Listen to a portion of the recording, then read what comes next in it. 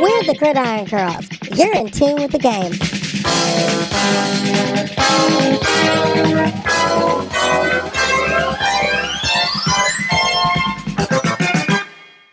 You have players playing the whole game. What did it say about the character of this team? It's who we are. We're professionals. We're ready when our name is called, and we kept the main thing the main thing. This shit wasn't easy at all, and a lot of people counted us out. From jump. A lot of people in here said Liberty in 5. We know. We know. So that just fueled us. People counted us out as back-to-back champions. Back-to-back. So, like, that shit fueled us. We read it, we see it. Thank you. And it fueled us, so thank you. So, yeah, that says a lot about us. The Aces had all the cards as they won a gritty Game 4 in the WNBA Finals. The trophy stays in Viva Las Vegas. Hello again, everybody. I'm Karleigh Chardonnay-Webb. I'm Chelsea Poe. I'm Shauna Atkinson. And we are the Gridiron Girls, but we're starting on the hardwood first. What's news to all of us? Las Vegas Aces. 2 top players down, a superstar on the shelf, a team primed and built for this moment, waiting for their chance in New York City, but instead, it was all aces, and it was a lot of bench players coming through, and it was a superstar again showing why she is a star. Aja Wilson is for real. Let's just go right there, right up front. Yeah, like she had a great series. I think she really showed that why she is one of the top stars in the league and why she, many think that she should have won MVP this past season over her defeated opponent, Breanna Stewart. And, I think you saw some really great plays down the stretch, especially in that last Game 4 where, I think that's the reason why the Aces won. Hi, it's me. Some people who said Aja Wilson should have been the MVP. I just hope she gets. I think she needs to get so much shine for the last 2 years. I think she deserves to really be a household name, and I feel like outside of WNBA fans, I feel like she's not the same household name even Breanna Stewart or Brittany Griner or a Sue Bird. And I just really hope she gets that. I think it's amazing what's happening in Vegas right now, that in the course of a year, they won 3 championships. Vegas is really becoming a sports city, I think. And I think the Aces are really going to just kind of raise the sea level on where the WNBA is right now with practice facilities, investment to the team. I just think it's a really great thing for the sport. Mark Davis being very much like his father, setting a bar and expanding that bar and raising it. Because look at what the Las Vegas Aces have done. They were the first WNBA team to truly build a complex for that team, to truly make that team into a serious professional franchise. Just like his father said with the old Raiders, commitment to excellence, pride and poise, just win, baby. You're seeing that with what the Aces are doing. And one team that mirrored that were the owners of the New York Liberty, because they did the same thing. They said, no, we're going to build a real facility for this team. We're going to build a structure of professionalism and of excellence. And you saw that. I have a feeling you're going to be seeing these 2 teams again and again and again. I really hope so. And the rest of the league is starting to take notice, because notice what the Phoenix Mercury are doing. They're building the same. They're trying to build on the same template. Now, of course, hiring Nate Tibbetts as a head coach, who has no connection to women's basketball, yet you're making him the highest paid. No. His father once coached women, so therefore he's very qualified. No, he has no connection to this game. I had read that his father had coached. His father did coach, but father's one thing. But I see giving the job Nikki. But again, I'm being silly because that's such. I know, but seeing what Nikki Blue did with a team with a lot of holes in it and a lot of issues and a lot of things that came down, No one was going to get 500 out of the Mercury, but she was able to squeeze 8 wins out of them. But back to this final again. New York, I'm the Liberty fan in this room. So, yeah, you guys have East Coast bias over there. Well, I've been a New York Liberty fan since the Liberty came into the league. So I go back to 1997. And the thing with the Liberty is, and by the way, one of my favorite players for the old Lib was Becky Hammond, and I'm very happy for her. I hope that people realize that the WNBA is not a stepping stone, that she will be the Red Auerbach of this game. I see this from her. I see this from the Aces. There's a dynasty. There's something building here. I feel for John Kell Jones because this is a player who deserves more shine than she's gotten, even though she was a league MVP. But tonight, so much was placed on Stewie, and Las Vegas did a job on her defensively. 3 for 17 tonight. But this would be a whole different conversation. If Vandersloot hit that last 3, we wouldn't even be talking about this right now. We'd be talking about we'd be talking about a game 5. Yeah, and it was a 1-point game when she was that 3-pointer. But honestly, if Brianna Stewart didn't miss a wide open 3-pointer on one of the last Liberty possessions, I think also how that would have changed the game immensely. Speaking of the MVP.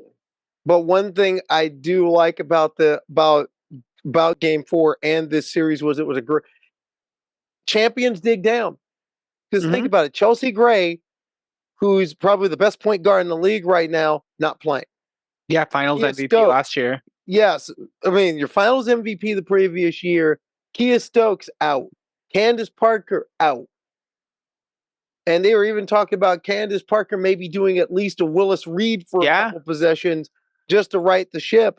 But instead, you had people like Alicia Clark, who's a 10-year veteran.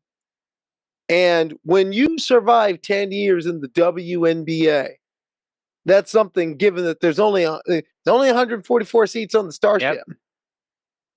A lot of people to the people that want to rip on the WNBA, it is the toughest league to get in. It's the toughest league to stick in all of professional sport. Because there are first team All-Americans on the outside looking in. Yeah, who are getting cut after being drafted. Yes, there are high first round picks who get cut after being drafted in this league because this league and the talent level in women's basketball, especially the last 10 years, has just exponentially grown. It continues to grow, and really, it has since Sue Bird came into the league. The talent level has grown and grown and grown, and it's only going to keep growing because, like Caitlin Clark and Angel Reese, I can't wait. It's going to be such an amazing moment. Well, I look at a Caitlin Clark, for example. Who else in this game, or really any game, can get 56,000 people to show up for an outdoor game in preseason during the middle of a football season at a Big Ten university? But why wouldn't they put the court at half court or at the half? I agree about it. I liked how they did it. I feel like you can't. That's too far away. I felt silly. But why not make it good? I don't know. It just seemed a little silly. I'm surprised they didn't I'm surprised they didn't close it in. But I'll tell you what, women's college basketball truly make it when they have a game on an aircraft carrier. When they do that, I love how that's a weird standard of college basketball. Be like, where's the aircraft carrier? No, actually, that was so weird. No, but the thing is, that was one of the coolest things that was done when they had college basketball game on the deck of an aircraft carrier. It was, I mean, you may think it's weird. It is weird. It is nerdy, but it's cool. It feels very like military industrial complex bowl or something. Well, yeah. I mean, but I mean, but at the same time, right now, a piece of military industrial complex is undefeated right now in college football, ranked number 22. That is true. I mean, I'm actually pleased about that. I like it when the service academies do well. But Shauna, this goes into what you said was news to you, though, is that basketball season's coming, and It I is. like me some college ball too. Let the NBA less so. I'm sad that the I love the WNBA. NBA. I've been such a sucker for the NBA since I was a child. Okay, so I went to Catholic school, right? And so it was second grade to set the scene, and I had to go to my first reconciliation, but my dad got courtside tickets. And so I missed my first reconciliation to go see the Cavs play like the Sacramento Kings. And then I actually had something to say I was sorry for. So it actually worked out really well. Hey, But that's why I love basketball. I've always loved the NBA. I love the fall. I just, I think it has some of the best drinks, like whether you're like I'm not even a big pumpkin spice fan, but like I just love like caramels and apple cider, and the weather's changing. It's beautiful. You get football, you get basketball. What's not to like? well, hey, I'm a huge apple cider kind of girl myself. Yeah. I love apple cider. You want to buy me off apple cider? We'll do it. But no, I'm looking forward to the college game. I enjoy college basketball. I'll enjoy the NBA game when Kansas City has a team. When I get my Kings back. But you have the. Wait, never mind. I was confusing the A's and the Warriors. I was like, just be a Warriors fan. But well, I do. No, I'm a Steph Curry fan, though. I'll say Steph Curry's my boy. We all love Steph Curry every day. He's a very out foot fetishist. He's the best shooter of all time. Definition of all, but sure. We all love Steph Curry.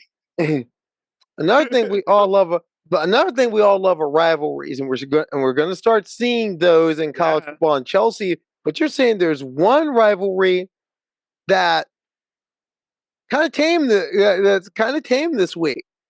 Yes, for the most part. So it's Paul Bunyan week in Michigan, which is also the most Michigan phrase ever. So it's Michigan State. I have maybe seen 3 people who have actually supported Michigan State this whole week, including this weird radio host.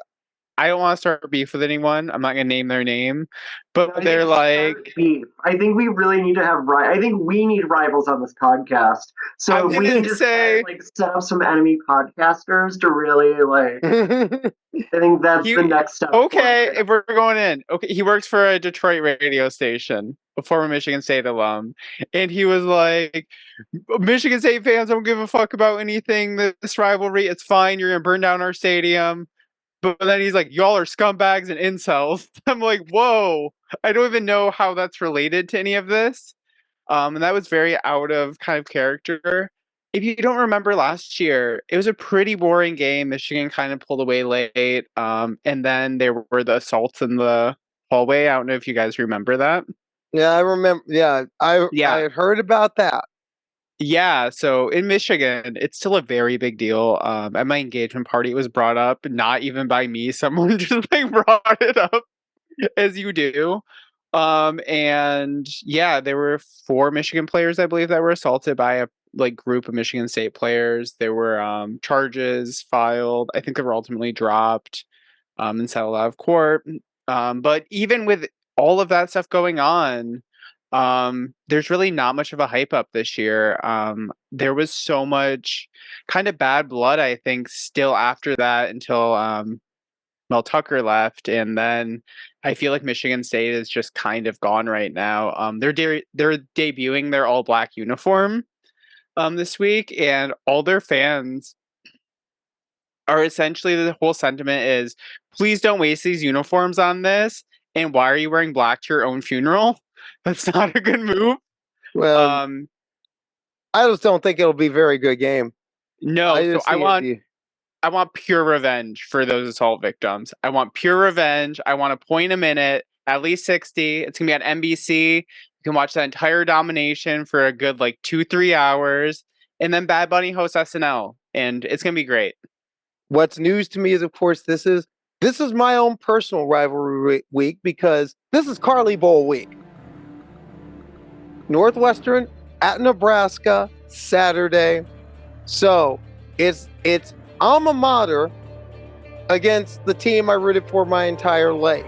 So that's going to, it's, at one way, it's sort of divided loyalties, but I always had a rule that when Northwestern and Nebraska played, be true to your school. So I root for Northwestern. Okay, I admit, since most of my family are Nebraska alums, I just want to be an iconoclast. So, and yes, I agree.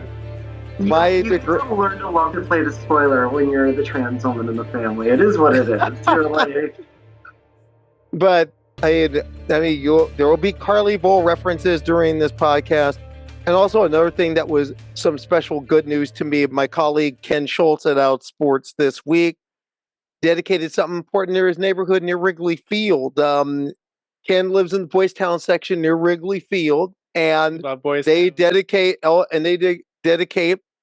a walk of fame to important figures in the LGBTQ community. And he gave the dedication for Glenn Burke's plaque on that walk of fame, the former LA Dodger and Oakland A, who's an gay man in baseball. Do you know the San Francisco little factoid about him? Besides the fact that he dominated the gay softball league in San Francisco. And do you know who they beat in the final? Who did they beat in the final? The SFPD. It's too good. What is your game? They beat the police department. Well, okay. They protected and served. I'll give them that. Yeah, you love it. But Ken had the opportunity to give this dedication. And as we go to break, here's what he said. When we come back, going to look at the NFL and the college headlines. We got a lot of ground to cover. I'm Karleigh. She's Shauna. She's Chelsea. We're the Gridiron Girls. We'll be back. Hit it, Ken.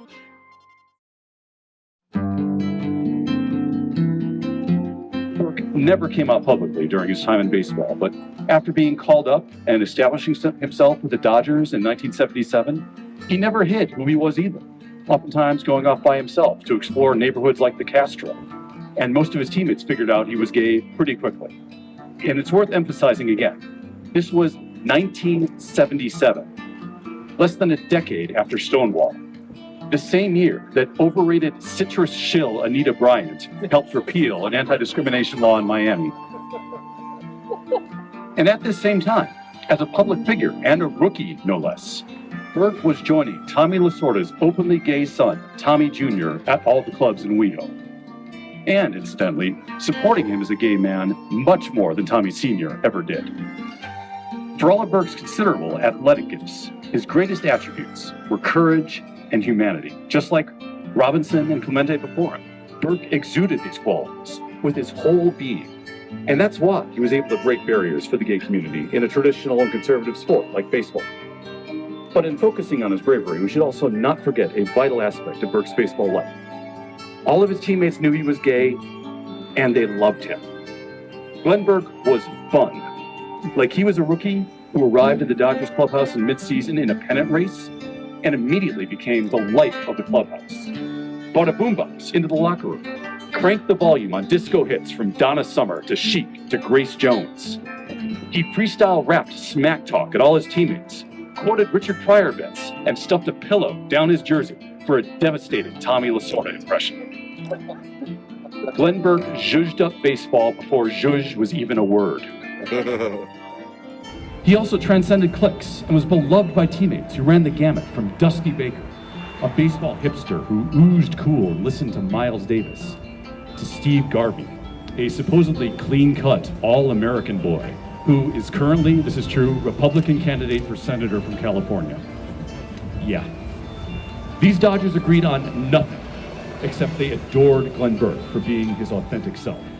And to borrow a quote from Vin Scully, in a year that has been so improbable, the impossible has happened.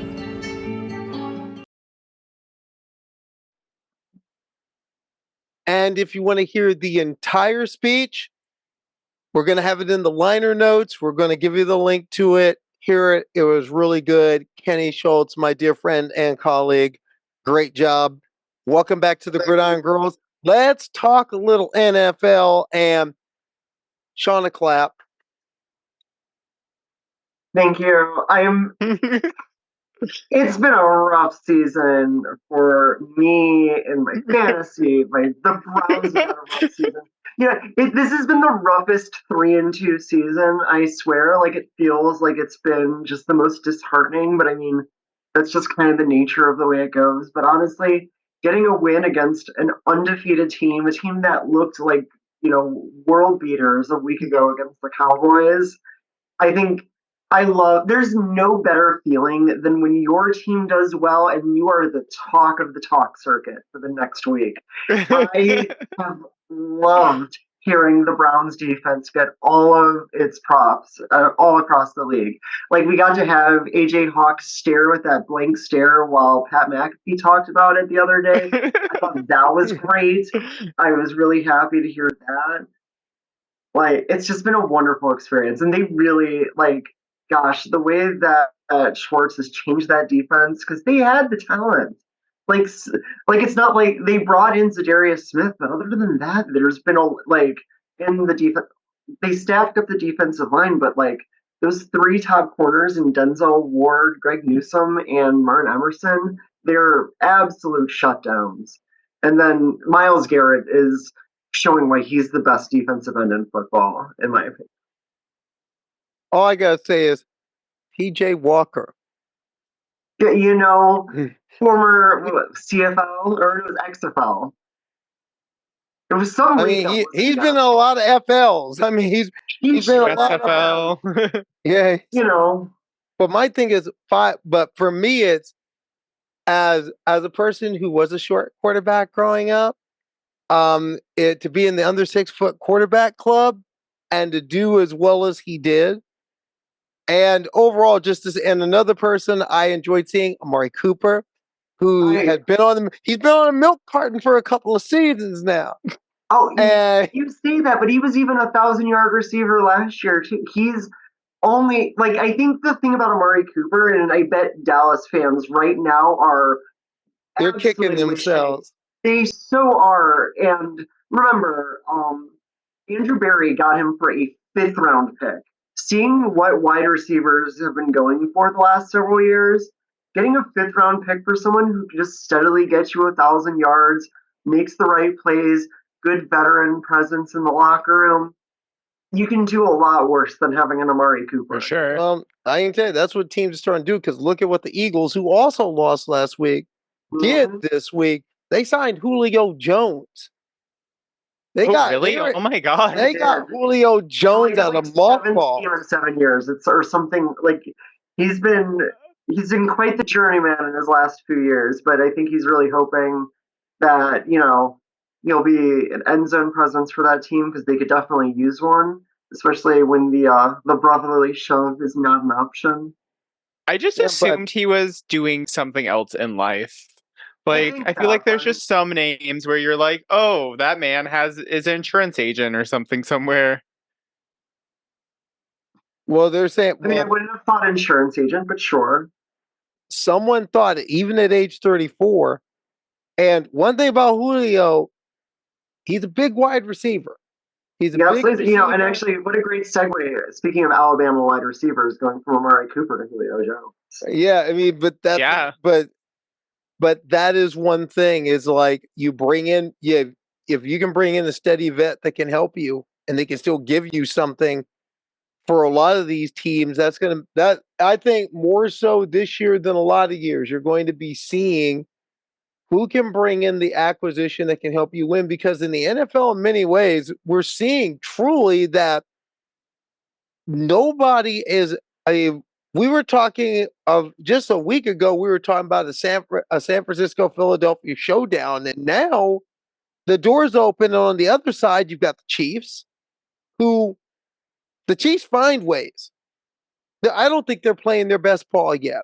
You've got the Bills. They can't handle the pressure. Receiver acquisition too, because they just traded for McCole Hardman for a late round pick from the Jets, reacquiring him after his less than great tenure in New York so far. And so I think once again, Chelsea, you're still trying to say they can't handle the pressure. They can't handle the pressure.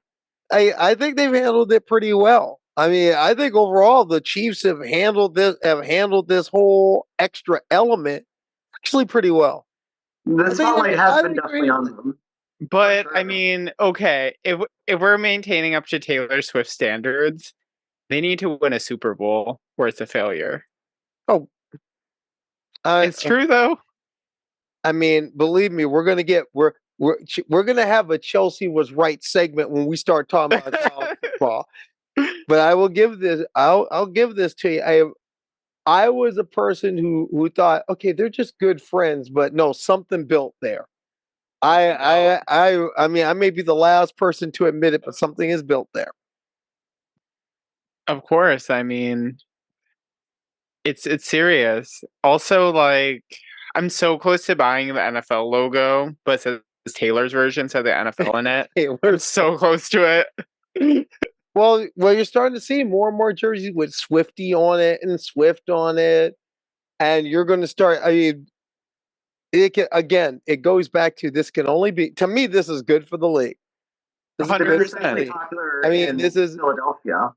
this is this is bringing it in. And one thing, looking at some of the games this week, there's some good ones. There's some really good games this Yeah. week. I mean, Miami Shauna, against take us Philly. through it. It's gonna be What's so looking good? exciting. Oh yeah, Yeah, we can start at Miami, Philadelphia, because I think you've got two very exciting offenses, and they both have some like solid defense, like who we can see if they can withhold each other. I'm also looking forward to seeing Lions Ravens, which I did not see coming before this season. But I think that'll actually be a really fun game. The Lions have been such a surprise team this season, and frankly, I want to see the Ravens lose because they've also been doing very well, and I want the Browns to do better in the afternoon. that's the battle of the land of misfit quarterbacks in a lot of ways. Because I mean, Lamar, a person that they said wasn't good enough, and the guy no one wanted at the beginning of his career, no one wanted, and now there was this whole thing with we don't want to pay him, and now it's going to come back. And Jared Goff, who by my own admission, I will own up to the fact that I was ready to throw Jared Goff under the bus and send him to the CFL, and here he is, killing it. I And mean, I've always believed in him, honestly. I've had to because he's now my fantasy starting quarterback. So yeah, absolutely, I love Jared Goff. I'm happy for him. Chargers Chiefs game's looking good. I'm very excited for Chargers Chiefs. I think that'll be a really great AFC North. Is it in AFC West game? Is it That's in Kansas City? It's in Kansas City, so you know what that means. I'd like to think that Taylor makes an appearance there. I mean, she's seen some real shit games so far, so I think she owes it to herself as a football fan. Honestly, I'd love if Taylor and Lance Bass both show up. Oh, well, I mean, I don't think he's going to Kansas City. I'd like if they both at some point during the season, those two people got to show up. Now, quick before we go to the fantasy report, let's get a pick on the big one this week. Miami, Philadelphia. Who you got? You know, justice for Ray Finkel, the original trans woman of my childhood. I have to go with Miami. Ray Finkel? I miss wow. I think probably Philly. I love the Dolphins offense, but I don't know if it's going to work against that high of a quality of a team after what we saw happen to them against the Bills. You got Jalen Hurts against Tuna Tender Vittles from Miami. Bama against Bama. Alabama against Alabama. Oh, these two in the same. These two. There's a history. Oh my God! I forgot those were the two. Oh my God! Against each other. For that alone, I'm pulling for. I want Philadelphia 35-31. I want. Okay, I'm rooting for Tua. But one thing I do want to talk about is Miami. But one thing I want to talk about, because now we're going to get into the NFL GBTQIA plus league fantasy report, and there's something we got to talk about. And right up front, we got to talk about Sasha Grey. We have to talk about what you've done because, well, I mean, why in the world? how in the world has Raheem Mostert getting all these points? Who is Raheem Mostert, number one? You know what round I got? Hey, bro, where I got. So first off, I found out about him via Madden.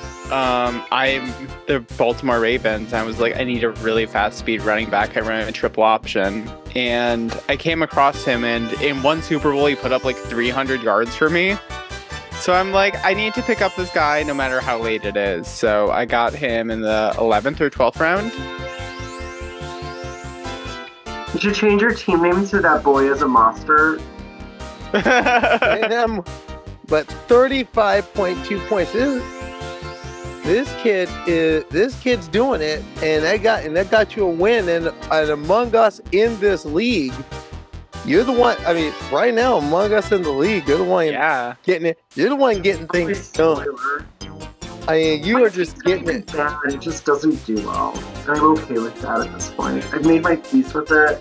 I'm doing the best I can with Justin Jefferson and I. Y'all are kind of struggling. You're 12th and 10th. No, I'm like middle of the pack. Look at my lineup. You're not like, oh, that's a bad roster. Like, I have good players that just don't do well enough. I mean, okay, like of yours, like I don't know who Jerome Ford is. He's the guy who replaced Nick Chubb. I mean, okay. Jag. He's a Jag. Who's Puka? Puka Nacua? Puka Nacua's this was the first down week he's had in a little bit. He's had a good opening season. 6th overall wide receiver. Like, I 17. I do not know. Also, I don't know who Joshua Palmer is. So, see, I'm like, if I know everyone on my team with my small knowledge of the NFL, I'm like, that's probably a good thing. But one thing, you got Jalen Waddle, and you got Jalen Waddle, who's always good. Waddle's been very okay. The rest of the team is great. Like, the rest of the team has been playing his butt off. I mean, he's been killing it. Like, again, it's the thing that irks me, which I'm okay with. I'm like, you know what? Like, the biggest mistake, the one that would have gotten my fantasy GM fired was absolutely drafting Joe Mixon over Travis Etienne. It was a mistake then. I immediately knew it then. And I was like, my AFC North loyalties kicked me in the ass. I was wrong, and I am unabashedly insane as such. I mean, do you guys have any strategy to like recover? Because we're only 6 weeks into the year, so we're like halfway in. Well, that's like, do you guys have a plan? Absolutely. It's why I churn the waiver wire, like, as much as I try to. Like, honestly, getting Palmer. Like, you're like, who's Joshua Palmer? Well, he's the guy who's going to be taking Mike Williams' role for Los Angeles as the second wide receiver. So because I don't have the stars, you're finding people on my team like Jerome Ford who are opportunity guys. Because at the end of the day, you can't get points if you're not on the field. So you need players who are maybe, like the term is jag, just a guy, but you need those jags on your team because otherwise, like, they help you in these kinds of leagues. I have the ultimate just a guy right now. My team is the ultimate just a guy. My top 5 receiver is Adam Thielen right now. Right. Deontay Jones has been on IR, is now off IR. He may be back this week. We don't know. It's good he's going to be. What week was your win? CeeDee Lamb has really underachieved, but then again, CeeDee Lamb is CeeDee Lamb. Running back position has been the biggest weakness. Eichler not being there hurt, and everybody else has just been bad. Clyde Edwards-Helaire is no longer with the team. Neither is Isaiah. You literally have 2 running backs on your team. I mean, yes, I do literally have 2. Mm-hmm. And I'm like, girl, you need running backs. No, the problem is there aren't that many good ones, and the only good ones, and there are good. No, there are good ones. They're languaging on other teams' benches, and tell you the truth, with certain things that are happening in football, there are quality backs who are on some bad teams right now, and that is what we're ultimately seeing. And hopefully it'll reverse the trend. But one thing, here's the interesting thing I tracked this week, and the person I just picked up off waivers may be starting. We will have more on that as the situations develop. When we come back, we're going to the college game, and in the Pacific Northwest, there was a wild one in this past week, and now we're starting to see things develop. I'm Karleigh, she's Shauna, she's Chelsea. We're the Gridiron Girls. Stay with us.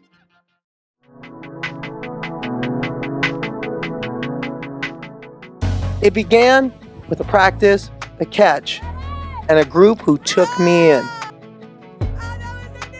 It led to getting a jersey. I am a Reaper now. I've got my jersey. I've got my stuff. I got the jersey.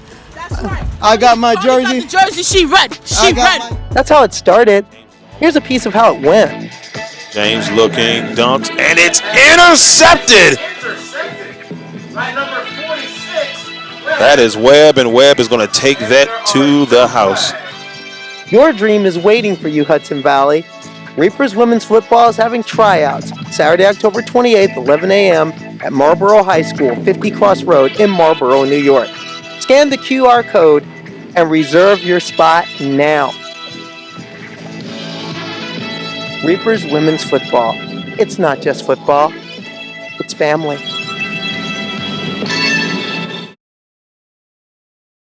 And welcome back to the Gridiron Girls. Karleigh Chardonnay Webb, Chelsea Poe, Shauna Atkinson, and Oregon, Washington. Wow, what a game. But before we go into that, here's the college football fun fact. Chelsea, what you got? Oh, yes. Let me pull it up right here. It's a really, really good one. So, what year was it required in college football that all players had to wear shoulder pads? And also, what two positions was this rule created for who weren't wearing them beforehand? Well, that was the 80s when shoulder pads were really popular, right? That was women's too. What year was it required? I would say it's like mid 50s. Okay, do you have a guess? No, I said not a serious one. 1953, and it had to be center quarterback. Okay, it was 1974. Wow, 1974. Yeah. Do you want to guess the two positions? One makes sense. One is kind of really crazy. Okay, kicker. Okay, that's one. Kicker and quarterback? Nope. Okay, what was the other one? Wide receiver. Okay, so wait a minute. We're talking the 1970s now. What was a piece of college football in the 1970s? The tearaway jersey. Yeah. That was long before that a school could buy 500 different uniforms. Isn't that crazy? That like wild. in the 70s, there were just wide receivers being like, I don't need pads. I'm fine. I'll just wear pants. But think about also that you had players largely playing both ways until the late 60s. Mm-hmm. I mean, you had limited substitution rules in college football until the late 1960s. So that's wild. And this is why I love having these two on this podcast, because they're deep into the nerd stuff, and not just the nerd stuff, but the sports nerd stuff. So if you want crazy. That's wild. So if you want the nerd stuff, be with the Gridiron Girls. And also, if you want serious stuff, come here as well, because there was some serious stuff going on in that Oregon-Washington game. That was a football game. I enjoyed that. That was wild. Yeah, it really was. I mean, I think that's one of the most exciting games this year. I think we've gotten really spoiled with a lot of like high-intensity matchups that are highly ranked teams against each other. We got the Red River rivalry last week, and then this week we just had that. By the way, the Oklahoma's video department and UW Athletics, they both put up some of the best cinematic recaps of these games. I'm going to link these in the comment section. You need to watch these because they're beautiful. And one thing that was beautiful was the quarterback duel that we had between Nix and Michael Penix. And Desmond Howard. Okay, come on, Des. Come on, Des. Really? Big penis energy. Big penis energy. It was when you said that. You're like, what is he saying? I'm like, what? Obviously, he's obviously saying big penis energy. What else could it be? The amount you have to explain to someone who doesn't know anything about college football, the steps. Being like, why is there a man screaming big penis energy with like a furry next to him and then they high five and the crowd goes wild? Like, there's just so many levels. I love this dumb sport so much. Can you? Okay, I think if we get an official like Gridiron Girls merchandise, I think it should say college football is my kink. And I think that's a really because but you know what? There's a lot of kink to some college football, though. I mean, you did again. Big penis energy next to with the furry, It's just only you would think like that. But that's what it is. There's no other way to interpret that. But the game itself game itself, Romeo Doozy was unbelievable. I mean, it was great. Those Oregon uniforms. Oh my god, I hate them so much. But I'll tell you what, as much as I have shown my displeasure towards Dan Lanning, I got to give him credit for playing to win. I know he's going to get castigated on going for fourth down, but you know what? I can't, because those are all strategically sound calls. They were strategically sound. You just got to execute the play and give it to Washington's defense. They put Bo Nix in positions when they needed to where he wasn't comfortable doing the things that needed to be done. Now you're seeing the Sooners last week, Washington this week. They're moving into position. And that's one thing that we have to note is that these teams are now, I mean, you're starting to see the dust clear. You're starting to see this come into view as far as what this can start looking like right now. I think kind of. I think there's just so much chaos in college football from now until even like the rivalry week right after Thanksgiving. I don't necessarily believe Washington's going to be one of those teams. I don't necessarily know if even Oklahoma is going to be one of those teams, honestly. Like, who knows what's going to happen in the Big Ten? We got the poll right in front of you, right here. And you're telling me that now somebody believes in Oklahoma because Oklahoma got a first place vote. I don't know. Like, we also just don't know. Like, I think it's just very hard to tell. I think Michigan, I would assume they're going to go through. I would assume Georgia's going to. I don't know who else beyond that, honestly. There's only 21 teams who with either one loss or who are undefeated right now. So I guess it's going to be 4 of those 21, but I don't know. I think it's just really hard to tell at this point. But the interesting thing is just so many teams still have to hit. So many teams. I mean, on the top side, Georgia, I mean, kind of struggled early on, but was able to get by Vandy, make it definite, and pull out a gap. But Brock Bowers hurt. We don't know how long he'll be out. And he's a weapon. Like, I've seen that he's supposed to be out he might have played his last game in a Georgia uniform. And that changes things for them. But I've noticed that I'm seeing 2 things shake out. One, that there's still a lot of football left to be played, but also on the other side is that a lot of teams aren't out of this. A lot of teams are not out by a long shot. I don't think Oregon's not out of this, even though Oregon's got to get their head back in it because there's a trap game this week against Washington State. And on the other side now, Chelsea, you were right. Yeah, I mean, I didn't think it was going to be right.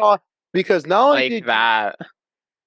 You said USC was going to be beaten, but USC was thoroughly beaten. And on the other side, again, I say, Notre Dame is not out of this discussion.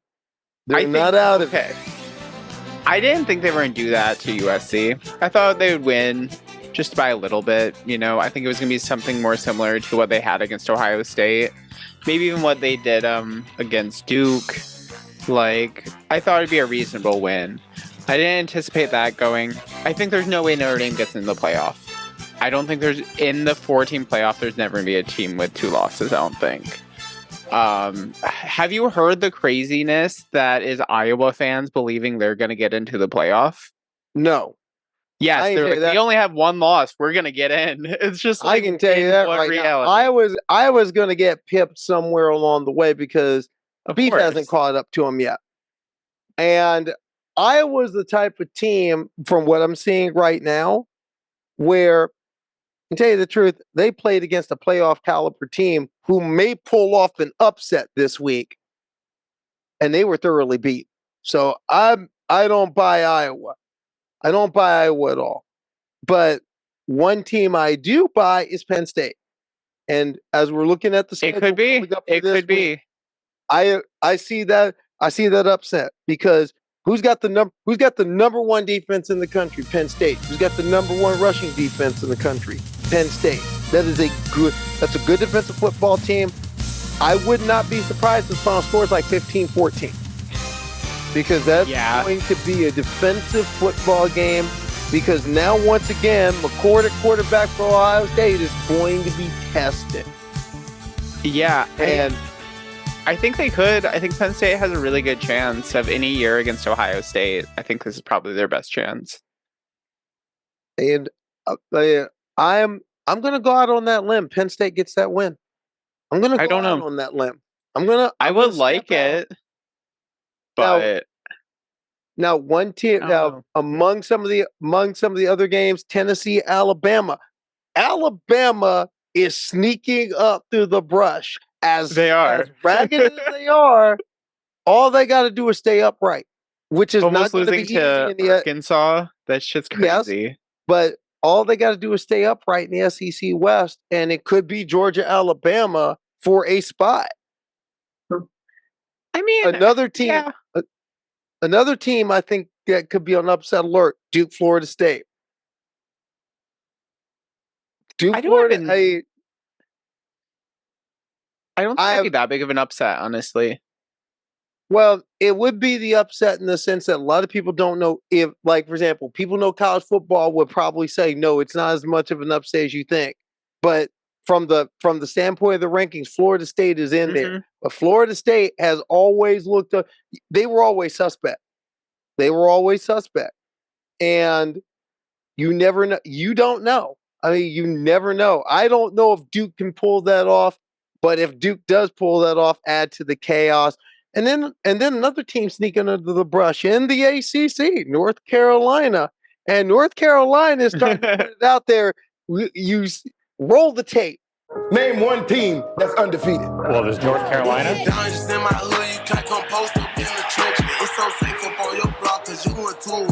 Tar Heels. All y'all some bad dead. They got stitches. They was scared to tote the foot. We put it on quick. North Carolina turned a little Keenan Thompson and SNL into their time and their moment. But the question is, can the Tar Heels stay there?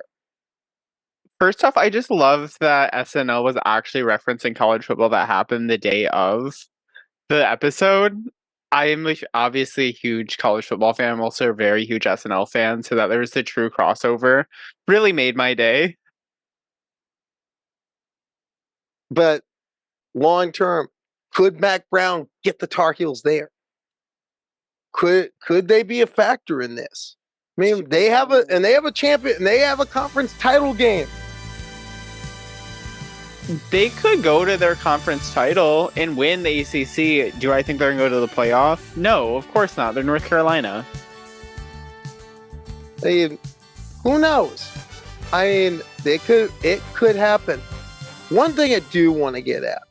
Everyone go around the horn. Game of the week. What would your pick be? Game of the week. What's your game of the week? Chelsea, I'm going to start with you. Game of the week. What have you got? It's going to be Penn State, Ohio State. That's like the big, I think, highlighter game. I'm excited to see Michigan State, but that's more for my own selfish reasons where I just want to see Michigan State get destroyed. And Spartan Stadium just be full of maize. That's really like my whole highlight. I have like food planned already. That's really going to be my evening. But it has to be Penn State, Ohio State. And I think it's going to be interesting. I don't know if Penn State has enough to go into the horseshoe and win, but I'm hoping. I'm taking Ohio State because I think it's. I do think I both like being a foil to you because you are so unabashed in your Michigan fandom that I feel the need to.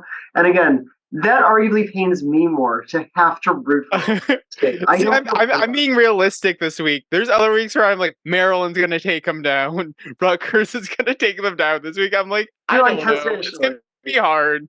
And this is going to be the week that they're going to lose. You're going to be like, I don't know. I think they've got it. And you're like... Well, for me, the game this week is, like I said, I'm going to Penn State 15, Ohio State 13. Okay. I think it's going to be it's going to be one of those great, tight, defensive, very old school football games. And it's going to come down. I don't think, I can't see a blowout either way because these two teams play some great, are good defensive teams.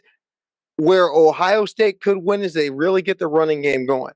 And that's one thing. Ohio State has a better running game than you think they do. They do. But as far as the Karleigh Bowl goes, I'm going to have a pick. But first, Kirby's Corner is going to have her pick. Herb, check you out. Lap of luxury. Well, yeah, Karleigh. This is what happens when your picks come in. You know, when you're picking winners, cat food tastes better. The beds are nicer because you're not in a kitty bed. You're in the big bed. And that's what I'm doing, because winners get the big bed. You've been picking the winners. 6-2 in the college ranks. And in the NFL, your picks have gone 15-8 this year. And you've hit your last 7. Yeah, that's right. I know how to pick them. You know I'm the expert. I'm Kirby the Cat. Now, this week, Panthers are off, which means they can't lose, but your fantasy team, Karleigh, they're in the litter box, seriously. Adam Thielen is your top scorer. He has a bye week. Joe Burrow and the Bengals, they have a bye week, and CeeDee Lamb has a bye week. So guess what? Bye-bye to any chance of you winning. Thanks, Kirby. Thanks. You're welcome. Anyway, on to the picks of the teams that are playing. Jaguars, Saints. You can't keep my Jacksonville Jaguars down. Trevor Lawrence, the cool cat. We'll keep it going. 38-21. Jaguars will win it. And in the NFC cool cat team, the Detroit Lions. They play against the Baltimore Ravens. Now that Lamar Jackson. Jackson smacks, and I know he can run. You can't hide from Jared Goff. Jared Goff is the new cool cat. Lions 30, Ravens 27. On the college front, Southern Jaguars, they beat up on Lincoln, California. Does Lincoln, California even have a football team? 45-18, and they're going to put another smackdown on somebody. They got Bethune-Cookman this week. They're going to run all over them. 41-14. We got a date at the SWAC championship game with those snakes down in Florida. Oh, and I heard about that Karleigh Bowl thing this week. I already told you, Northwestern, they're the cats I'm not rooting for. Come on, Curb. No, Nebraska 24, Northwestern 17. Just remember one thing, Curbs. A Northwestern alumna feeds you. So? Kirby, you're full of it. You're full of what's in your litter box right now. Northwestern 27, Nebraska 17. Yeah, we're the real cats. Don't forget that. And remember, it's a Northwestern alumna who feeds you. Think about it. Yeah, Kirby. Wow. Also, before we go to the last call, though, there's one other quick note in college football that we have to talk about. And for this, we got to dig deep into some NCAA football. last week, Grove City against Allegheny got a little, like we said, we were going to have highlights, and here's something that happened. Wow. Okay, what's wrong with the team here, Shauna? Well, I think they should be going the other way, and they failed to do that. That happened early. That happened in the first quarter. Grove City's already up 7, and then you want to hear something wild? 3 plays later, Grove City turned that into something. Grove City decide we're going to turn this into a little something, and they did, and they made it look too dang easy. Give them a little credit late in the game. Y'all retrieved a little dignity. Do y'all always have the pink socks, or is that just like for a special event? I am not aware of it, other than I imagine it's like some sort of October breast cancer awareness kind of deal. I am, but I don't know if that was just your thing. I think it was actually just for me because they knew it was around my birthday, and I just. Oh wow! Oh, thank you. That's very inclusive. It is. We love it. I appreciate it. I feel very seen. Great. Well, Grove City won it 31-7. Special thanks to KDKA they show Allegheny games, and they televised 4 this year, and looking forward to that game at the end of the year, the Shauna Bowl, and also there's the Shauna Bowl within the fantasy league as well, and it looks like it's going to be the Toilet Bowl this year unless you and I don't start getting some wins. Oh, that's good. The losingest teams in the league. I said this, on break, but you know what? It's honestly entirely. I took on this karma onslaught by drafting Deshaun Watson, and so that's my bad. I knew what I was doing, and you know what? The fantasy football gods have smited me for it, and you know what? That's fair. I called it upon myself, and mistakes were made. I'll learn better next year. Well, since we're heading into last call territory anyway, Shauna, let's just go ahead with you because you said Halloween was your last call. It is, and I'm very excited. I'm going to be doing, if you've seen our Flag Means Death, because I'm a giant nerd, both about football and just so many other things of a sort of nerdery. And so I've been loving the Gay Pirate Show, and my spouse Dara really got me hooked to it. And so we're going to dress up as 2 of the main characters, Steed and Blackbeard, and it's not our usual T for T fare because I do love look, if I'm gonna have a trans mask partner, we're going to do the stereotypical costume because it's funny. You've got your I love a T for T costume. Your Morticia types. I think Mario Princess Peach it's a classic. Aww. Yeah. I love those kinds of costumes. So let us know your favorite T for T costumes. I think that's going to be, because I know I've got quite a few that I think are some pretty great ones. Yeah, our Flag Means Death, really great show. Highly suggest everyone check it out. Absolutely. So mine is also kind of pirate related. So as you know, Tampa Bay did their throwback logo.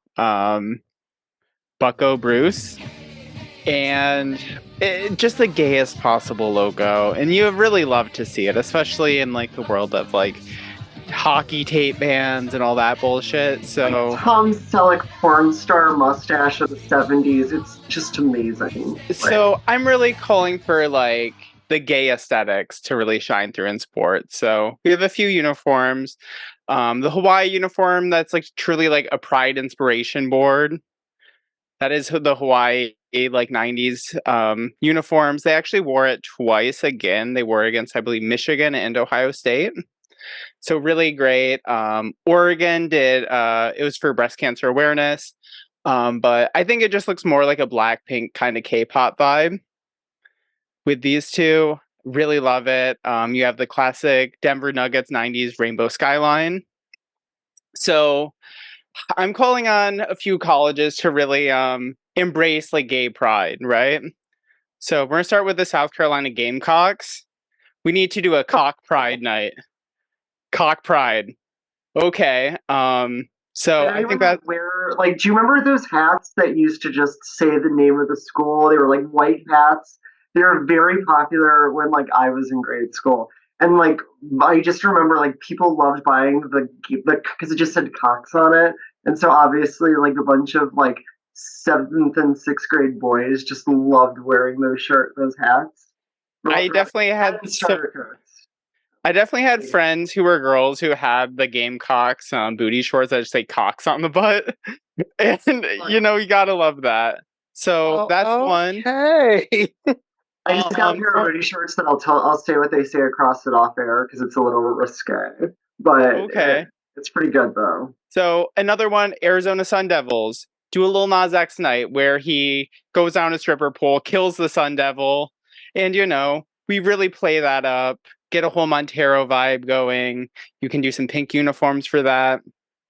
And then my final one personally is I want Ohio State to change their name for one day from the Ohio State Buckeyes to the Ohio State Butt Guys, as well as admitting all the Buckeyes on their helmets are actually weed leaves.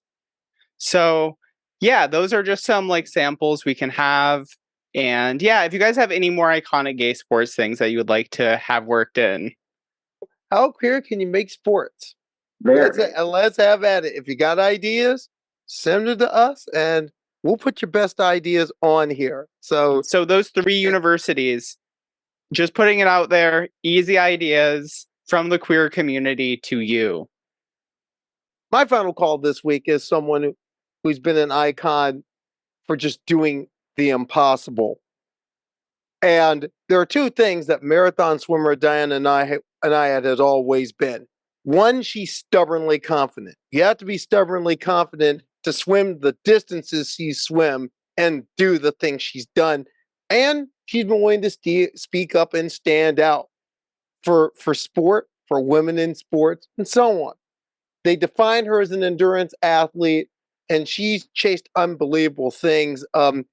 There's a movie based on an important piece of her life that's coming to Netflix on November 3rd. Check it out. Annette Bening plays Nyad in her 60s, and it tells the story of her fifth and finally successful attempt to swim from Cuba to Florida. That happened 10 years ago. And it's a great movie. Annette Bening plays Diana Nyad. Shout out Jodie Annette Foster, Bening, trans ally. And Jodie Foster put in a tour de force in a supporting role as Nyad's dear friend and coach, Bonnie Stoll.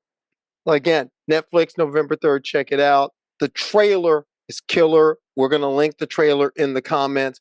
But Nyad also had a different debut earlier this week where she, true to form, spoke up and stood out. She was named as part of the Out 100 for 2023 by Out Magazine. And when she was interviewed for their special edition this week, she reversed field in a sense.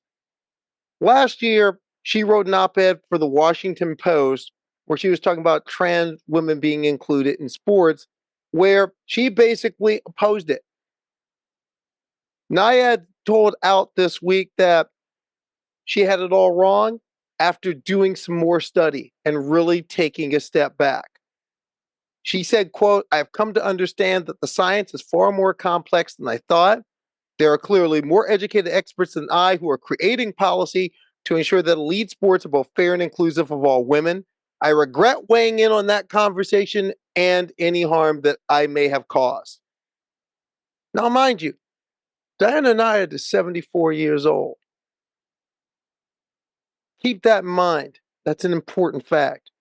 She also said that another thing that got her to rethink her position was the negative trends that we've seen in this country in the last year. The over 400 pieces of anti-LGBTQ legislation, a lot of it targeting trans youth in 45 state houses in this country. In 23 states, transgender students in school are prohibited from participating in interscholastic sport. Also, you've seen what the world governing bodies have done in cycling, swimming, track and field. And there are certain people who have been propped up by certain people with political agendas, like a certain Ms. Riley Gaines, who now is targeting a 70-year-old trans woman who won a fencing competition that no one's ever heard of until she had to put it all over her Twitter and bash people again. Diana Nyad said, quote, "The climate for the transgender community has turned dire and dangerous. I now see how all women are negatively affected by the ways transgender women are targeted by discrimination and abuse in sports and elsewhere. I am today firmly on the side of inclusion. Trans women athletes deserve our utmost respect. I stand with them in the world of sports and in the fight for full equality for all trans people. We are all sisters and siblings under the blue sky. We should all have equal opportunities to play the sports we choose, the sports we love."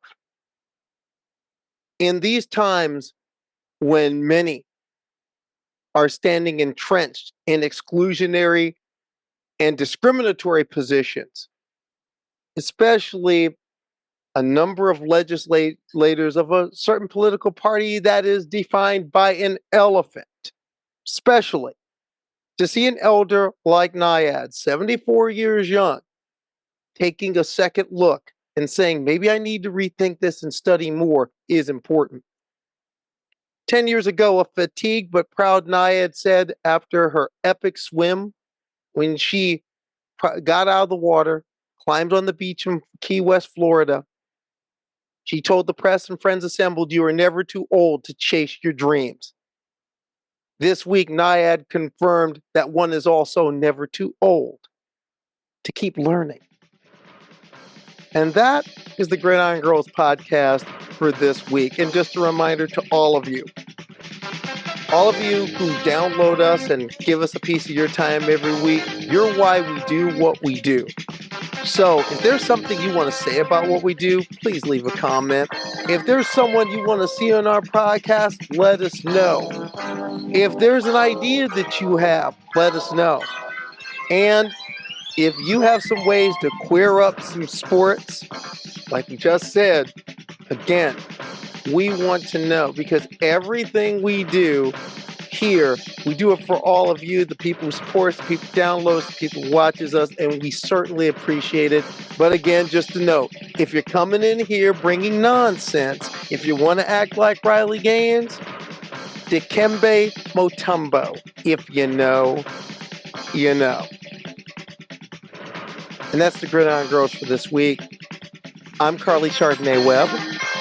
I'm Chelsea Poe. And I'm Shauna Atkinson. Enjoy the games, everybody. There's some good ones this week, and we'll see you next week.